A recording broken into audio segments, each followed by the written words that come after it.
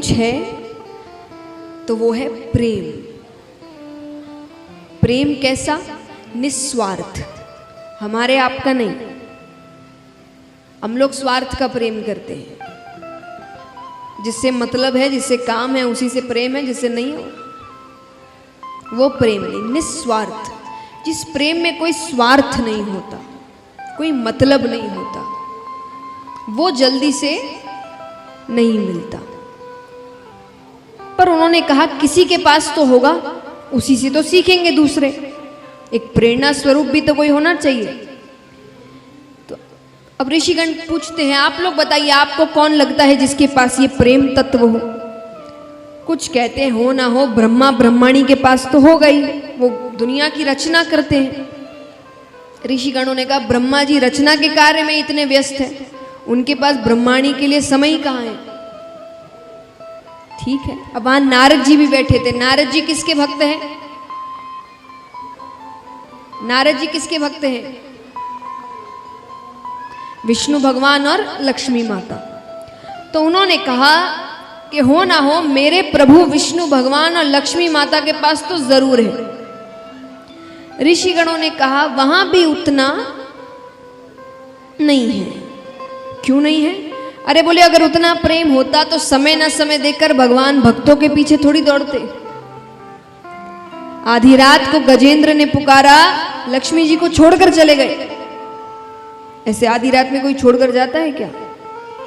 पर उनको भक्त इतने प्यारे हैं, तो वहां भी उतना प्रेम।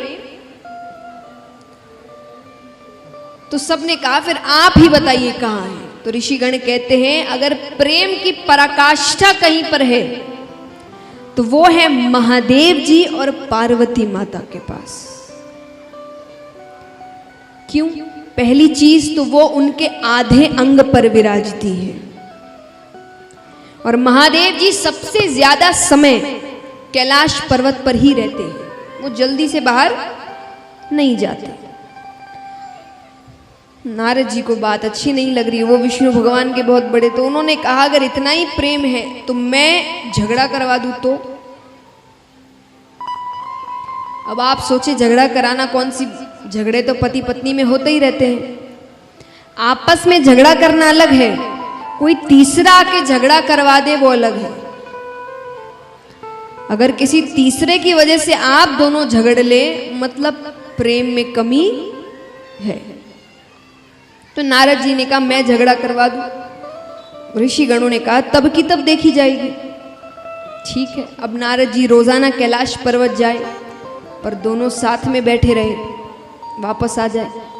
एक दिन भोले बाबा कहीं गए हुए थे, तो नारद जी तुरंत पहुंच गए, माता को प्रणाम किया। पार्वती माता ने कहा कैसे आना हुआ? अरे बोले मुझे बाबा से बहुत जरूरी काम था। कहाँ है वो? माता ने कहा वो तो अभी बाहर गए हैं, अगर ज्यादा जरूरी है तो मुझे बता दो, मैं उनके आते ही उनसे कह दूंगी। नारद जी कहते थोड़ी व्यक्तिगत बात थी। व्यक्तिगत यानी पर्सनल, हर किसी को नहीं बता सकते। मैया ने कहा आपके बाबा और मेरे बीच कोई व्यक्तिगत बातें नहीं रहती, वो सब कुछ मुझे बताते हैं। नारद जी कहते मैं नहीं मानता। पुरुष कोई ना कोई बात तो स्त्री से छुपाता ही है, तो चाहे कोई भी हो, वो जीवन की हर बात नहीं बता, कोई ना कोई एक की दुख की बात होगी जो उसने छुपाई है। अब यहां जितने भी शादीशुदा पुरुष बैठे हैं, घर जाके सबकी क्लास लगने वाली है।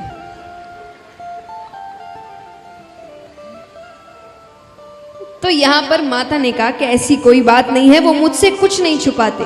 अच्छा, नारद जी कहते तो आपने अमर कथा सुनी है? माता ने कहा ये कौन सी कथा है? अरे बड़ी गोपनीय कथा है, बाबा हर किसी को नहीं सुनाते, जिससे सबसे ज्यादा प्रेम करते हैं उसे ही सुनाते हैं। माता ने कहा इसका मतलब वो मुझसे प्रेम ही नहीं करते, क्योंकि मुझे तो नहीं सुनाई। नारद जी कहते वो मैं क्या जानूं, अच्छा मैं चलता हूं, बाबा से मत कहना मैं आया था। नारद जी ने अपना काम कर दिया। अब माता केवल ये सोच रही है, अमर कथा क्या है, ऐसी कौन सी कथा है, मुझे क्यों नहीं सुनाई। अब भोले बाबा घर पहुंचते हैं, रोज की तरह कोई स्वागत नहीं, कोई आव भगत नहीं, दरवाजे पे कोई लेने नहीं आया। ठीक है, वो चुपचाप अंदर आ गए। अंदर आकर बैठ गए। बैठने के बाद भी ऐसा नहीं कि वो कुछ प्रश्न करे, क्योंकि अब जब आप घर जाए तो कई बार घर जाओ तो पत्नियां 10 प्रश्न करती है, कहाँ थे, काम कैसा हुआ, किससे मिले, क्या बात हुई। आज पार्वती जी कुछ पूछ ही नहीं रही, बिल्कुल बात नहीं कर रही। अब जब पति पत्नी के बीच झगड़ा हो जाता है ना, तो बातें बच्चों के माध्यम से चलती है। वो एक दूसरे से बात नहीं कर तो बच्चा बेचारा इधर उधर घूमता रहता है। मम्मी से कह दो, वो कहेंगे पापा से कह दो, है ना। तो बच्चों के ही माध्यम से बातें चलती है। तो यहां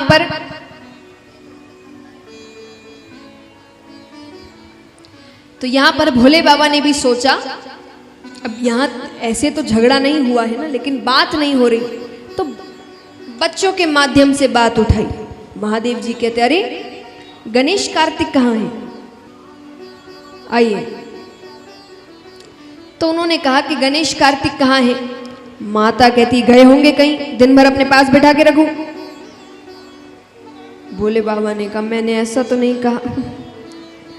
देखिए, मैंने कई बार पतियों को कहते हुए सुना है कि महिलाएं बताती नहीं है कि वो नाराज है, तो हमें कैसे पता चले। ऐसे पता चले जब आपके प्रश्नों के उल्टे उत्तर मिल रहे हैं, मतलब वो नाराज है। तो भोले बाबा ने बड़ा सीधा सा प्रश्न पूछा कि गणेश कार्तिक कहाँ है। माता ने कहा कि गए होंगे कहीं, दिन भर अपने पास बैठा के रखूं। फिर चुप, फिर कोई बात नहीं। भोले बाबा ने फिर बात शुरू की, देवी आपकी तबीयत तो ठीक है। माता ने कहा, बिल्कुल ठीक है, क्यों।